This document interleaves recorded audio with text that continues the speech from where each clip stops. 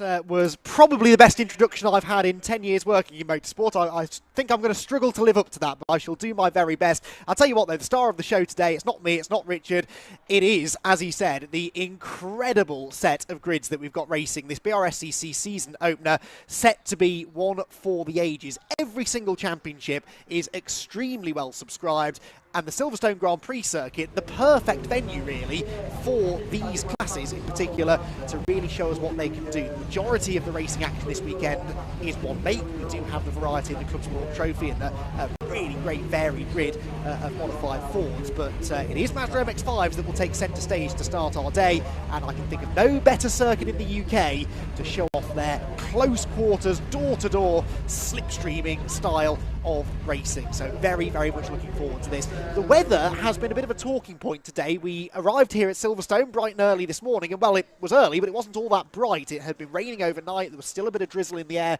The track was pretty wet for our opening couple of qualifying sessions, gradually getting drier as we went through the morning. And I think despite a very, very short little shower a moment or two ago, the track is now almost dry. As you can see out at the wing end of the circuit, there is a dry line, certainly offline a little bit damp, but it looks as though the conditions are starting to improve, and that's good because I think a dry Silverstone Grand Prix circuit is exactly what we want for these drivers to really be able to show off exactly what they can do. And in fact, there on the national pit straight, which is where we're based, you can see just how damp it is on the left as we look at it, the right as the drivers will look at it, so the racing line dry, but off that still a bit sketchy. That could be significant at the start of the races, of course. Those drivers unlucky enough to be lining up on their right, the inside run to Copse Corner, they're going to have to deal with a slightly damper racetrack, and that could lead to a little bit of a jumbling of the order. As I said, the damp qualifying sessions have already produced some very interesting grids, some surprise names perhaps appearing towards the front for a couple of our races, some others who we expected to be near the pointy end with a bit of work to do, and throw in the still slightly tricky conditions out there. And I think we're in for a particularly unpredictable day of racing. We are on the full Grand Prix circuit, which means that we are using the entire 3.66 miles of this home of the British Grand Prix, home of British Motorsport, and a lot of work being done to Silverstone at the moment as well to continue its growth. Lots of building work being done up towards Maggotts and Beckett's, for example. It's going to look really, really good when it's done, but the drivers won't have much time to admire the handiwork of the builders, because they're going to be going 3 and 4 abreast into most of these corners, plenty wide enough for that in Mazda MX-5s, and as I said, that slipstream's such a huge part of the racing that we are guaranteed some absolute thrillers. Kicking things off then with the Mazda MX5 Clubman Championship. For those of you who perhaps are tuning in to the BRSCC for the first time, welcome along, great to have you here. And you might be wondering why we feel the need to have 3 different Mazda MX5 championships. Well, as Richard explained earlier on, we have the Super Cup for the newer Mark III cars, not the newest MX5. The Mark IV is looking to be introduced in the near future, but the Mark IIIs, they'll be up later on. There are 2 championships for Mark I cars, the specification of which exactly the same. There is no difference in spec between the cars you're about to see now and the cars you'll see later on in the MX5 Championship itself. All of them running 1600cc Mazda engines, Avon tyres and Gazbon professional shocks. Gas shocks sponsoring, in fact, the MX5 Championship itself. The idea behind the Clubman Championship is that it gives drivers an opportunity to have a taste of what the MX5 Championship itself is like, but over a slightly shorter format. One day, so they qualify and have 2 races within the same day, as opposed to the qualifying and triple header format for the MX5 Championship and Super Cup as well. So that helps reduce the budget slightly, and it means that it is a great entry level into Mark 1 MX5 racing. You do see some familiar names, including the man starting on pole position, Brad Jones, who those of you who have tuned in to MX5 Championship races in the past will know has been a regular inside the top 10 in the MX5 Championship. He's actually racing in both this weekend. Wasn't originally supposed to be out in the championship itself, but he's managed to secure a last-minute entry. The Clubman Championship very much his focus this season, and is off to a good start because he's qualified on pole position, not by a huge amount, less than a tenth of a second between himself and Michael Pearce, who will start alongside him there in the green Go For It racing car. So AB Motorsport versus Go For It on the front row of the grid. Another Go For It car will line up third. That's the number 6 of Jack Worry, and then you've got the number 34 of Oak Richardson starting on that second row of the grid. Part of the nature of Clubman is that you get a lot of drivers coming and going from season to season. Drivers might do a season in the Clubman Championship, then move on into the Mark 1 Championship itself. But there are a few familiar names. Front runners from last season include John Pethick, who actually is due to start 5th on the grid, but doesn't appear to be in the assembly area yet. So, oh no, he is. He's just a little bit out of position, I think, in the number 15. He was runner-up in the championship a year ago, managed to get himself 2 race wins, both of them coming towards the end of the season, but he was rarely outside of the top 5, John Pethick, and has qualified just inside the top 5 for this opening round of the 2023 campaign. He was runner-up to Declan McDonald, who is not racing with us this weekend. He's busy helping Joe Wiggin out, who has moved into the Super Cup Championship for this season. Chris Dawkins was another front runner last year. He doesn't appear to be here. Harry Storer has moved up into the Mark 1 Championship as well. So quite a high turnover of drivers. That means there's a good chance we'll get some new winners and new faces on the podium here at Silverstone.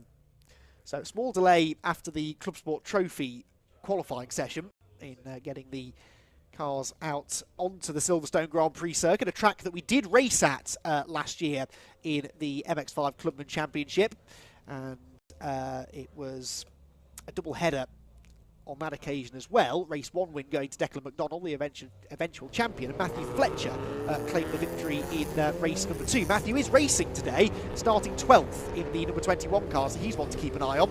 Winner here just under a year ago. That was the May meeting, the C1 24-hour event, which the MX5 Championships were supporting as well. Cars now released onto the track then, and as we understand it, they will line up on the grid now. Then they will undertake a formation lap, a flag lap, after which it will be 20 minutes of racing. 15 minutes of racing, excuse me, for the Clubman Championship. That's another difference between Clubman and the other 2 MX5 Championships. Slightly shorter races, 15 minutes as opposed to 20 for the others. Now, at a lap that is taking them the best part of 3 minutes, that means that there won't be an awful lot of laps in the race. So planning your moves for the end, which is always a big part of MX5 racing, is something they will have to think about. You can't be too patient here, especially if you're someone like Matthew Fletcher, who has quite a bit of ground to make up on the grid.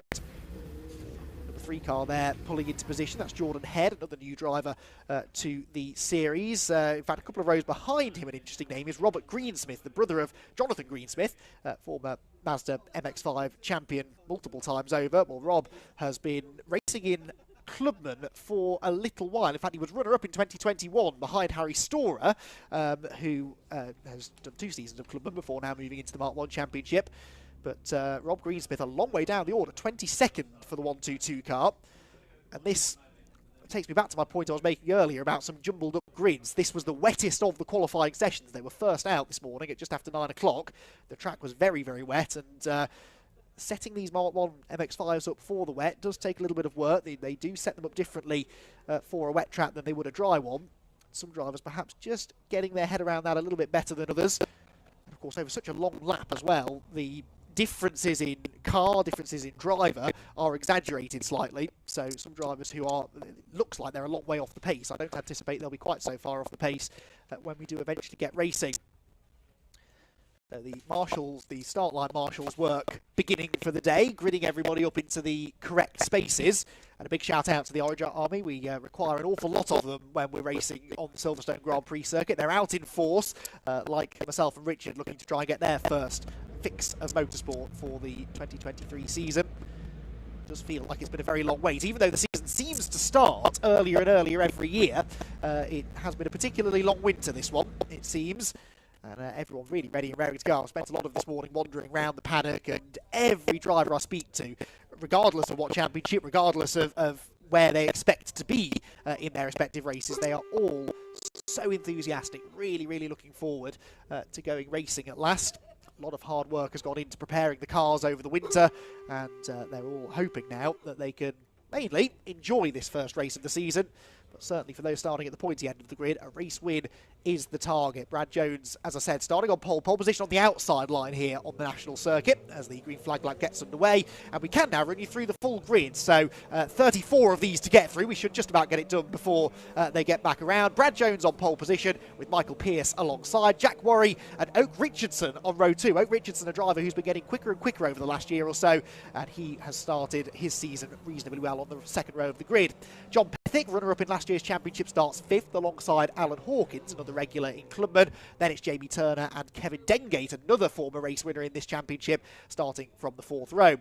Will Bream and Del Pace complete the top 10 on the grid. And then you've got Paul Bateman and Matthew Fletcher. You'll notice slightly different colours to the numbers as well. There are different classes. I'll get to that in a moment or two. The car's all the same, but the drivers separated into different classes.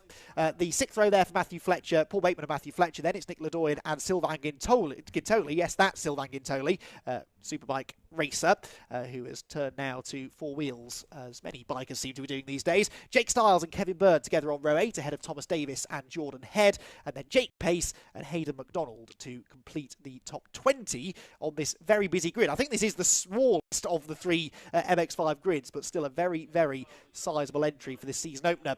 Jordan Pimley and Robert Greensmith outside of the top 20. Like I said, Greensmith in particular will be a little disappointed with that, I think. Expect the 22 car, the 122 car to move forward. Chris Thelwell and Russell Halley together on row 12. Then it's Chris Watts and Tom Cannon getting towards the back end now of this 34 car grid. Dale Whiteman and Chris Whitmore together on the 14th row. And then Peter Williams and Simon Privet will complete the top 30 on the grid. These drivers, some 15 seconds off the pace in that wet qualifying session, will be hoping to find a bit more speed in the drier race. Simon Browning and Tom Wood are next in the back row of the grid for 2 drivers who have penalties, actually. I believe this was for being underweight after qualifying. Peter Bell and Amir Naram. They will both start at the back. They've been demoted to the back of the grid because of post-qualifying scrutineering, and will have a 10-second delay, which won't be added on to the end of their race. It's added on to the start of the race, essentially. So everyone else will leave the grid when the lights go out. They will be waved off those 2 10 seconds later. So those 2 drivers will be starting at an immediate disadvantage, but they should be able to catch up to the back of the pack pretty quickly. You can expect a certain amount of bunching over the opening lap or so, and they should be able to tag along to the tail end of the field. Getting our first proper look here at the international end of the circuit, and it looks, as I said, a bit damp and greasy offline, but there is definitely a dry racing line, so that will be interesting in a formula that tends to spend most of its time at least 2 or 3 wide, sometimes more. How easy is it going to be to go offline and make some overtakes? I'm sure they'll try it, but they may find that the grip off the racing line is a little bit lower than they were expecting. And Wellington Straight, it looks a little bit better in front of the BRDC building. And grandstand, which I'm sure is full of family and friends who are here supporting drivers. You see a lot of building work going on at that end of the circuit as well. Silverstone prepares for another busy season of racing. Delighted to kick its season off, I'm sure, with the BRSCC, the first race meeting of the season. Anyway, they did have the Pomeroy Trophy here a few weeks ago, but the first racing action of 2023 here at Silverstone is only a moment or 2 away. Cars coming out of Luffield will line up side by side on the grid. Once the marshals are happy that everyone's in the correct position, they're racing for 15 minutes here in Mazda MX5 Clubman Championship. Place your bets, everyone. This is going to be a competitive race, I think. Qualifying times, read into them what you will, given the conditions, but those top 2 covered by less than a tenth of a second. Brad Jones, interestingly, like I said, is also racing in Mark 1 Championship here this weekend. Well, he qualified on pole in the Clubman Championship and then went into the gravel in the Mark 1 Championship qualifying session at Copse Corner. So the last time he went through Copse at any speed, he was going backwards and getting beached in the sand. So Brad Jones will be hoping that doesn't get repeated now at the start of the race. Should be plenty of space for them to go side by side through there, though. But will Michael Pearce be able to get off the line as well as Brad, who is the more experienced of the 2? He's been racing in the Mark 1 Championship for a little while now, Brad Jones. And gunning for a race win here for sure, but it's always fascinating at the start of the season to see how everybody stacks up against each other. There are always pre-season favourites, and Brad certainly would be close to the top of that list, but it doesn't always transpire that way when the red lights come out for the first time. And hopefully he's not too far away now, because we're getting the back couple of rows in position. Remember, Peter Bell and Amir Naran will leave late from the back of the grid, but the other 32 cars have their eyes trained to the starting gantry. Those red lights will go on when they go out. We're away in racing for 2023 in the BRSCC Mazda MX5 Clubman Championship. The 5-second board just being held aloft then. Brad Jones will start on the outside. Michael Pearce, the green car, to his inside. Red lights go on now. And they go out now. The 2023 season is underway, and who will arrive at Copse Corner first? Looks like everybody who's supposed to have got away at this point has got away cleanly, and it looks like a good start for Michael Pearce. Brad Jones is down into second, maybe third, as they turn through the first corner for the first time. Everyone just minding their P's and Q's as they turn through Copse on the first occasion, but a great start by Michael Pearce. He will have the lead then, I think, as they make their way towards Maggotts and Beckett's for the first time. And yes, slipping through into second position is Jack Worry by the looks of it. Brad Jones down to third, 3 wide further back at the apex at Beckett's, which is the first real pinch point on the circuit. Smith there, the blue 122 car, trying to make some ground from 22nd on the grid. Looks as though they're all getting through that first sequence of corners just about okay, and now the slipstream really starts to take effect. Down the hanger straight for the first time, Brad Jones, you can see peeking his nose out to the outside line, then goes back to the inside, almost gets back into the back of Michael Pearce, who has lost the lead to Jack Worry. So Jack Worry, number 6, will lead them down towards Stowe for the first time. That's Oak Richardson, the blue and white car, at the inside of everybody though, and he will come from about 4th position to grab the lead through Stowe for the first time. That was a graphic example there of how powerful that slipstream is, and they're all over each other. In fact, Brad Jones is back to the front, and now here comes Alan Hawkins up the inside, the jigsaw car, going for the lead of the race. But I think through Club, it should be Brad Jones who asserts his authority. He's got the inside line, and he is going to get back to the front of the field. So from first to third and back to first again for Brad Jones. It's been a lively opening half a lap, as we suspected would be the case. And he's not going to have an easy ride from here either, because that slipstream again keeps them bunched together as they make their way towards Abbey. Hawkins in second position, then third is Oak Richardson, gaining 1 place from where he started. I'm not entirely sure what happened to Jack Worry at Stowe, because he was definitely in the lead when they went into the braking zone. He's now down in 5th place, I think, because John Pethick, the pale blue car, has come past him. Area top 2 though, number 7 Brad Jones, number 722 Alan Hawkins, slithering their way through the loop. Kevin Dengate, the red car there at the inside of Jack Worry as well. So Worry, after a really good first few corners, starting to slip backwards now. 59 is Kevin Bird on the outside there, the white and orange car, as they make their way out of Aintree, down the Wellington Straight for the first time of asking, and into the final sequence of corners. Brad Jones tried to make his escape. They're 3 wide further back. Dengate on the outside, that is. On the inside line, number 42 is Paul Bateman, and someone squeezing right up the middle and missing the braking point by quite some way. That was the number 21 car of Matthew Fletcher, and another car the wrong way round. That might be Nicola Doyen, I think, in the number 5 car, who has gone around going into Brooklands. Yes, it was Nick. And Richard Wootton there out in the gravel trap in the background too. So they're getting their elbows out on this opening lap of the season, brushing off the winter cobwebs and getting straight down to business. Brad Jones leads the opening lap by 0.4 of a second. Alan Hawkins second. Those two starting to gap Oak Richardson slightly in 3rd position. John Pethick is 4th. Jack Worry is 5th. Paul Bateman, Kevin Dengate, Matthew Fletcher, Del Pace and Michael Pearce, rounding out the top 10. Michael Pearce started on the front row and led at turn 1, and he is 10th at the conclusion of the opening lap. So the green car there going through Beckett's with a really poor opening lap of the race. Number 9 right behind him is Jamie Turner, who has also dropped out of the top 10 from 7th on the grid. Peaks up the inside line as they make their way through the Beckett's complex and out onto the hanger straight again. That slowed him down though, and that will allow Kevin Bird to get a run, I think, on the pair of them. For second place, Alan Hawkins under pressure. In fact, looks like he's lost that second place already to Oak Richardson, who gets a bit of a slipstream from the AB Motorsport car ahead of him and almost thinks about converting that into a move for the race lead, but I think he settles into second through Stowe.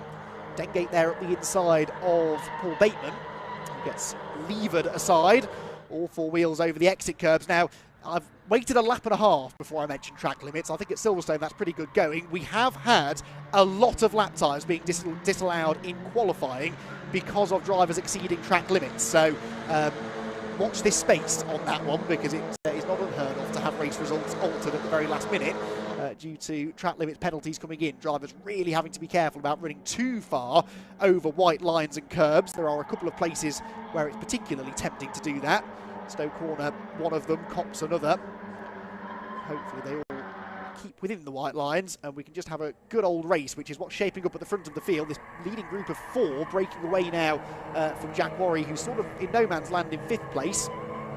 As though John Pethick was having a go at Alan Hawkins there, but wasn't quite able to make the moves through Village, Abbey even. And they stay in the same order. Back round the outside there goes the number 9 car of Jamie Turner, and that is Michael Pearce, isn't it, that he's doing battle with again. So this is the 10th position, and Michael Pearce, I think, might be about to lose that 10th spot. He has got the inside line, though, into Brooklands corner. Is he going to be able to brake late enough to hold on? Looks like he will. So Michael having a good battle, but nowhere near where he should be. Sideways car in front. That was a really good save after a little bit of contact, I think, there. The number 21 car of Matthew Fletcher, I think, was given an assist there by Paul Bateman, and they will both lose a place as a result of all of that, it would seem. Kevin Bird out through the gravel trap now, through Luffield. Joins actually just in front of Richard Wootton, who did the same thing a lap ago at that same corner. So lots of shuffling further down the order. Of course, we had the change for second on that lap, and that was Kevin Dengate up the inside of Jack Worry for 5th as well. So Kevin Dengate starting his march towards the front. Others who I said we should watch out for, well, Robert Greensmith has not made the sort of progress that he would have been hoping for. Started 22nd in the 1-2-2 car. Doesn't appear to have gained a huge amount from there. Well, in fact, he has. He's into 16th, so actually, I'll take that back. He's gained 6 places, has Rob Greensmith. Can he get towards the top 10? That might be a bit of an ask. We can see how close together they are. It's the frustrating thing, in a way, about this style of racing. You're often only a couple of seconds away from the lead group, but you might be outside of the top 10. This is the lead group. And look at how Oak Richardson has caught Brad Jones. John Pethick there going up the inside of Alan Hawkins for 3rd, as the leaders appeared to be working together. That was interesting. Richardson, no intention there of going up the inside of Brad into Stowe, but we did have the change for 3rd just behind them. Michael Pearce now has Matthew Fletcher in front of him. Matthew just about getting his heart rate back down to normal after that big moment through Brooklands half a lap ago. Leader, bit of a lock-up there into the club complex. Just managed to get it turned into the corner, I think, as Fletcher, oh dear, making friends again with Paul Bateman. That's the second time in less than a lap that those two have traded paint, and this time it's Bateman who comes out the worst, because Pearce goes up the inside, so too will Jamie Turner, and that was a little bit of contact once more between those two, who can't seem to get away from each other in the early stages of this one. Say early stages, nearly halfway through the 15-minute race at the moment. Fastest lap belongs to Oak Richardson. That's worth a point in this championship, but Oak is now under attack, look, because having been right on the tail of Brad Jones a few corners ago, suddenly there is some real estate between 1st and 2nd. Oak has got all of the attention being given to him by Alan Hawkins and John Pethick, who've swapped back over now, 7.22 back ahead of Pethick's number 50. The danger man in all of this, though, could be Kevin Dengate. The red car just starting to close in on them. He'll get a bit of a slipstream down the Wellington Straight, especially if they keep going 2 and 3 abreast. And Dengate, I think, will be in this podium battle by the conclusion of this 3rd lap. Hawkins back on the inside for 2nd place. Leaves Oak Richardson off P2, and in fact, Oak might lose 3rd as well now. John Pethick looking to the outside. Pethick, runner-up, as I said, last year, did have those 2 wins, one at Donington Park and one at Snetterton towards the end of the year. Didn't make the podium, interestingly, here at Silverstone on the Grand Prix circuit anyway.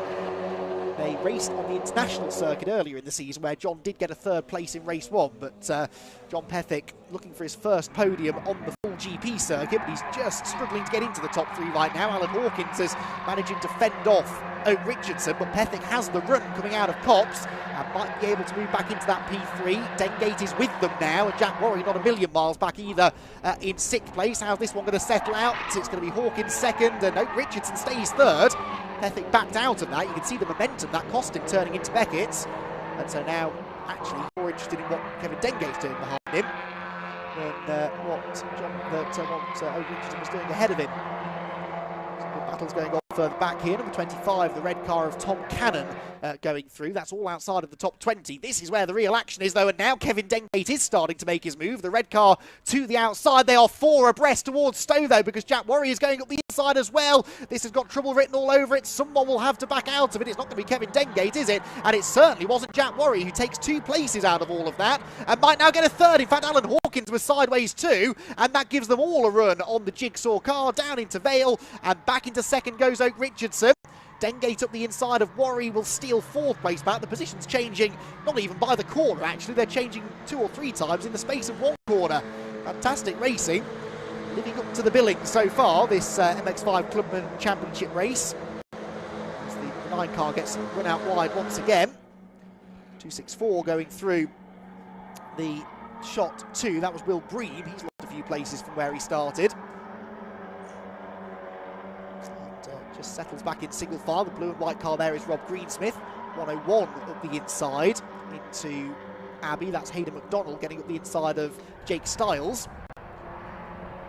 And Jones, though, continuing to lead the way in his slightly dog-eared looking number 7 car. Richardson second, Hawkins third, then a bit of a gap back to Worry in fourth, and Dengate somehow back down to fifth now with John Pethick number 50 in sixth. And Del Pace is the next car now to try and reel this lot in as they keep tripping over each other. Just over 4.5 minutes to go. Brad Jones perhaps has now broken the back of the field because he's pretty much out of slipstreaming range, I would say. Alan Hawkins and Richardson need to try and work together. Further back, a big lock-up there from John Pethick, but actually an even bigger moment from Kevin Dengate, the red car running out wide through Brooklands, and John Pethick will try and hang it tough around the outside of Nuffield. He's got some grip out there. As long as Dengate leaves him space, this might just work. Runs out over the curbs a bit, and John Pethick sits back in behind Dengate once more. Both of these cars also run out of the AB Motorsport stable. So they are teammates, technically, but not a lot of teamwork going on there through the last couple of corners. Dengate now looking at the inside of Jack Warrior's Copse corner. That's a really difficult move to pull off, actually, especially when it is damp on the inside.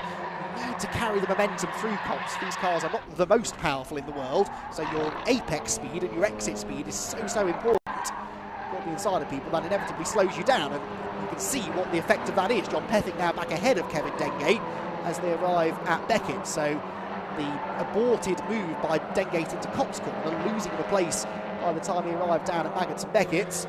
Oh, car off, that's 264. We just mentioned him, I think, didn't we, a moment or two ago, Will Bream, and that car has been in the barriers. Willie's getting out of the car, which is good news. I say been in the barriers, I'm not sure he made the barrier, but there is damage to the front end, so was there a second car perhaps involved in that? We'll try and figure that out after, but Kevin Dengate is giving John Pethick the hurry up, and they both got up the inside of Jack Worry. This is 4th, 5th and 6th, and Pethick going back into 4th place now as they drop down the hill. And can Dengate now steal that position as well through the Vale? Doesn't look like he will, so Jack Worry with a bit of an up and down race. 128 is Del Pace as well, so he's also now joining in the battle, bringing Matthew Fletcher and Michael Pearce with him. Remember Michael Pearce started on the front row, led at turn 1, and he's now finally back at the races, but with only a lap and a half to go, because the next lap will be the final one. So it's going to be a 6 lap race. Brad Jones having a pretty easy time of it. There's Will Bream's car. Yellow flags, of course, will be out at Copse corner, but the car is a long way off the road. Oh, there is a second car. Look, there's a second car just to the left, up against the barriers. Who was that then, I wonder? Who was he battling with at the start of the lap? It was possibly the 101 car of Hayden McDonald. I think his is a blue car, and they were together fighting over 16th and 17th places, so can't confirm that, but certainly Will Bream has ended up off the road, and the other car in the barriers presumably involved in that incident too. Final lap then about to begin. The leaders then separating themselves a little bit now on this penultimate lap. The real battling going on behind them as Del Pace there manages to fend off Matthew Fletcher and Michael Pearce. Out of Luffield corner once more. Flat out through Woodcote and then down into that yellow flag zone. So they're going to have to sort this side-by-side battle out before then. No overtaking allowed under yellow flags. John Pethick setting the fastest lap now, stealing it away from Oak Richardson. And that was a 2:40.9. That was nearly a full second quicker than the leading 3. So John Pethick might still have a chance to get his first Silverstone Grand Prix podium. He's got to try and bridge a 1 second gap to get to the leaders. Of course, once you get within a second, though, you do start to pick up that slipstream. In fact, he's with them already. So 2nd, 3rd and 4th is where the action could be on this final lap. Oak Richardson, Alan Hawkins and John Pethick getting themselves together. Just said they were separating themselves. That's all changed very quickly. It's been one of those races, though, where there hasn't really been any stability outside of Brad Jones, who in the second half has pulled away from everybody else behind them. It's been chopping and changing all over the place, and John Pethick continuing that now by looking up the inside of Alan Hawkins. This is into Stowe corner, and the blue and white car on the inside line. Is it going to go through? Hawkins having none of it, turns across his nose and hangs on to that 3rd position. Alan Hawkins did not have a podium finish at all last season, so he's going to be extra motivated to hang on to 3rd place here. Might even have ideas still of getting back ahead of Oak Richardson for second. There's Kevin Dengate leading the next gaggle. 5th, 6th, 7th, 8th and 9th this is, and Dengate inventing his own line through Club. Appeared to gain a little bit of an advantage from doing that as well, so that might attract the attention of the clerk of the course. Certainly gapped Jack Worry through that sequence of corners. Then you've got Matthew Fletcher going up the inside of Del Pace for 7th. Again, inside line into these high-speed corners. It's a tempting move to try and make, but you just lose all of your momentum at the apex. And you lose time on the exit of the corner. Hawkins there. Oh, another car has had a moment through Beckett's, this is. Can't quite see the number. It is 99, potentially. That would be Russell Halley, who gets going again through Beckett's. But Hawkins and Pethick were leaning on one another as they went through Village that time. And remember, this is the final lap of the race, so we're making our way towards the final few corners now. Here they come. This is for second position then. Oak Richardson trying to defend from John Pethick, who is pushing him into the braking zone, gives him a real nudge as they hit the brakes, and that might just have led to Richardson running a bit wide. Pethick is back into third position, but can he get second as they make their way through Luffield Corner? Alan Hawkins is trying to go around the outside as well. Brad Jones is going to claim victory in this race, but it's all about who will join him on the podium and in which order. Remember, the start-finish line doesn't come up for a little while here. Is there a chance maybe for Pethick to make the run? I don't think he will. Brad Jones then is going to take the first checkered flag of 2023 in the Mazda MX5 Clubman Championship. Second goes to Oak Richardson, and third to John Pethick. He gets that Silverstone Grand Prix circuit podium. Alan Hawkins just missing out in fourth ahead of Kevin Dengate fifth. Jack Warrior was sixth, Matthew Fletcher seventh, Del Pace eighth, Michael Pearce from the front row there, the number 70 car finishes ninth, and Paul Bateman gets into the top 10. There was one penalty that did just flash up on the screen. I'll just see if I can refresh my timing screen to tell you who that was. Can't quite, but it wasn't someone inside the top 10 anyway. That was a 10-second penalty I noticed for track limits offences. Told you we'd see a bit of that, but actually not too much of that to be discussed after that race. The leaders seeming to behave themselves pretty well, and they certainly put on a good battle there for the podium places, with Oak Richardson getting that second place. Did Oak race in Clubman last season? Oak Richardson, one of those drivers who does like to race in as many MX5 championships as possible. I don't believe we saw him, certainly not as a regular anyway. In fact, he did have an appearance as a guest driver at Snetterton at the end of last season. So, never been a full entrant in the championship. Neither has Brad Jones. But he gets his 2023 campaign off to the perfect start, really. Pole position, claims the race victory. Didn't get the fastest lap, that went to John Pethick. So Pethick in third position, managing to get the bonus point for the fastest lap. The caveat to that being that you have to finish the race. So if you set the fastest lap and then retire, you don't get the point, but he clearly was there at the end of the race. 100 points for a race victory. Just that 1 point for the fastest lap. And I think they may have made up the pole position point, actually. That's not the case in the MX5 Clubman Championship, at least. So 101 points available from that race, 100 of which went to Brad Jones. So Brad, very enthusiastic racer, very popular figure in the MX5 paddock, and like I said, regular in the Mark 1 Championship last year, where he was really starting to get some good results together by the end of the season, and now putting everything he's learned there into action here in the Clubman Championship. That's sort of the backwards way of doing it, in a way. Most drivers start off in Clubman and then move on up to the Mark 1s, but I guess for Brad Jones, he felt that he would have more chance of perhaps winning some races in Clubman Championship, and in fairness didn't dominate that race in the way that you might have expected. I think he's going to have a run for his money this season. Did manage to gap the field by 3.5 seconds by the end, but that's really because of the intensity of the battling further back. Worth mentioning as well that Richardson is down as a guest driver this weekend again, so that means he doesn't score points. I missed that. He's Sylvain Gintoli and a couple of others down as guest drivers. So that means that John Pethick, who finished third on the road, actually gets second place points, and Alan Hawkins third. Hawkins, by the way, was the Masters class victor. I promised you I'd tell you about the classes earlier on, and then never got a chance to breathe, really. But the Masters class for drivers aged 45 and over, and the winner of that category, Alan Hawkins, in third position, so in fourth position. gets on the podium. Jordan Pimley, by the way, with the 5-second penalty, we presume, for track limits, the number 500. Handful of non-finishers at the end of that race as well.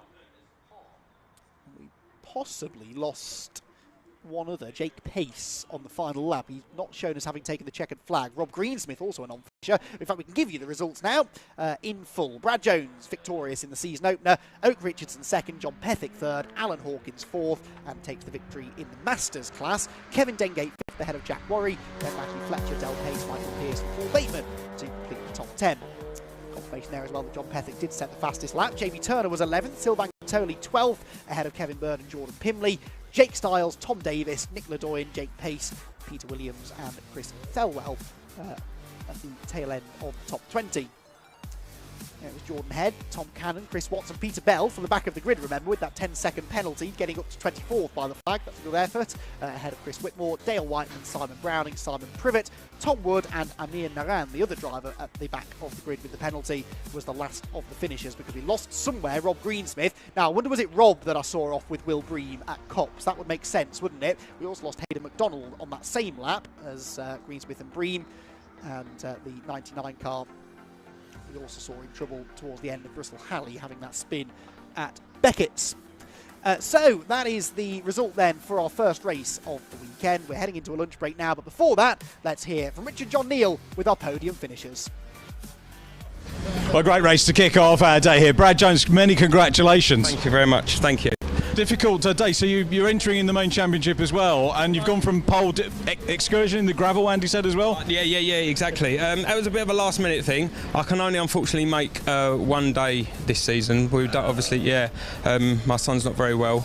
He was diagnosed with a brain tumour last year, so but a funny story, she said, me and Claire, my wife, said I don't think we should be racing this year and give some time for the family and kids, and she went, but by chance I wonder if there's ever, it's a shame there isn't a one-day event, and I went, here we go, and she went, oh fuck, like that, and walked straight into that. So yeah, I managed to get myself still racing, which gives us a nice relief and stress relief and stuff, and be part of all the BRSCC and the teams, amazing. AB and the team are just unbelievable, and the support, especially going through what I am with my son, and it's a stress to the family. They've just been there emotionally and everything for us, and without Ali and Nikki, obviously wouldn't be here, and the support they've given us, so yeah, sorry. Thoughts with you on that one, and we wish you well, and I understand why you want to come and race, because you need time away, and to get that, and a fantastic start. Yeah, thank you very much. Let's hopefully we can continue. It's hard to get in front, obviously, off the line here. Your pole position is on the outside, and there's always arguments about that. Yeah. But you got back into the lead, and you broke away, which is not easy in Mazdas. No. It was lucky. There was a lot of tussling between second and third, which just gave us the opportunity to break away, and just went into testing mode and quali mode, and like pretending no one was behind me, and carried on until you see him in the mirror, and you're like. But yeah, no, it was all right. We might see a few more of those from you as well. So you got another one later in the day, and then obviously we've got the Mark 1 Championship too. Same car, yeah, all the same spec, completely same engine, same spec, and it's all very exciting. Yeah, that's good. Wish you son well, and you and your wife and family. So good luck with that, and hopefully see you on the podium again real soon. Let's have a word with our second place man, Oak Richardson. Oak, many congratulations. Congratulations there from Brad. Oh, great to see you, mate. Well done. So, second position in the race. That was really hard, wasn't it? Because lots of different people engaging with you at different times in the race, and a lot of pressure in the closing stages, but you hung on for second. That was fine. It was easy. No problems. There was no pressure in that at all. Easy? Easy, yeah. Let Brad go at the beginning, and then off I went. Had to have a bit of fun. As a guest entrant, does that make it a little bit easier for you, does it? Because you're not thinking championship points or, season-long pressure? Yeah, I guess so. I mean, that was a bare shell on a week ago yesterday. Really? And I wasn't even going to come racing this week. I was only entered on Wednesday. Right. So came to have a bit of fun. So here we are. You had that. So what are the plans for the rest of the year then? Now you've got that race car all prepared and running very, very sweetly, it has to be said. No idea. I didn't have any plans to come racing this year, so this was only a bit of fun. So you just built it for fun? Yeah. Something to do, isn't it? Yeah. And it's clearly working well, so good advert for you. If anyone watching live stream and you want to move it on.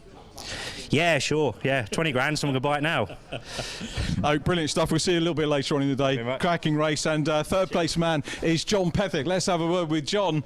And fastest lap, John. I don't know if you're aware of that or not, but congratulations. Well done. So fastest lap as well. And a guy getting always got momentum in the championship. So that was a tough race, wasn't it? We thought we might see Alan Hawkins as the Masters winner up on the podium as well. You got the better of him. He repassed you. You got back past him. And then you were challenging Oak for second position. So cracking start to the weekend racing-wise. Yeah, Alan never gives up. He always stays up the inside. Good, yeah, fair play to him.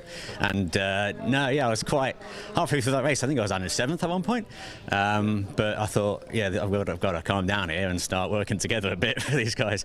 But yeah, really chuffed for that third in the race, and having started 5th, that's really good. But yeah, really looking forward to the next one, big time. Yeah. So backpedaling to last year, we wound up at Snedden. What's the story on the car and the prep and the work that you do over the winter from then to now? Personally, not a great deal. Fortunately, ended the season in good state, really. But yeah, I suppose you strip it down a bit further. You might check a few more things, but we haven't really done much to it. Changed to the aftermarket top mounts in the front. That's about it. Raised the height overall a little bit, but it does seem to be handling a little bit better. Yeah, foot. Yeah. Did you do any testing over the winter, or personal fitness, anything like that? We did one test in February, and fitness is just as often as possible, about 5Ks a week probably, and that's plenty, I think, for this. And no, just one test, and it went quite well, so we left it at that. How good is it to be racing on the full GP circuit? It's a lot to learn, isn't there? I forgot how much fun it is, and I've forgotten how long it takes to get around here, because it's like, I mean, 5 laps in qualifying and 15-minute session. It's like, wow, yeah, it's got its own kind of atmosphere. It's got its own kind of. It's just such a long circuit now, and such a wide circuit, uniquely wide, and it means that kind of racing is actually more feasible. That sort of playing with each other without losing too much ground on the front. Yeah. Sets the grid for race 2, doesn't it? Your second race of the day, this result. So you're going to be on the outside run, which is because poles. How much of a difference does that make around here? Well, I think if you're in the top 10, it's flat out the first corner, and so is the next corner. So it's kind of doesn't really make much difference really in which side of the track you're on. I think in the Grand Prix layout. Much to do for race 2? No, I think as long as it doesn't rain, we'll do very little. Yeah, a little bit of understeer. I'll have a think about that, but no, I might just leave it as it is. Well, it's whetted our appetite for our second race. We look forward to seeing it. Mazda racing always great with BRSC. John Pethick, well done. Third position, completes our podium. John Pethick there. We're going to head into lunch break now, so we'll be back in around about an hour's time. Timetable may be a bit fluid. The club BRSCC may want to just get a little bit ahead, so keep your eye on the timing and the countdown on the live stream. But don't go away. Maybe only to get yourself a cup of tea and a biscuit. So I don't know if we're going to hand back to Andy McEwen or whether I'm going to go to break. I'll just wait in here. We are going to go to break, so have a good break. Tea and bickies, maybe a spot of lunch, and we'll catch you in around about an hour. So from all of us on the British Racing and Sports Car Club live stream here on day 1 of the 2023 season, have a good break. We'll see you in around about an hour.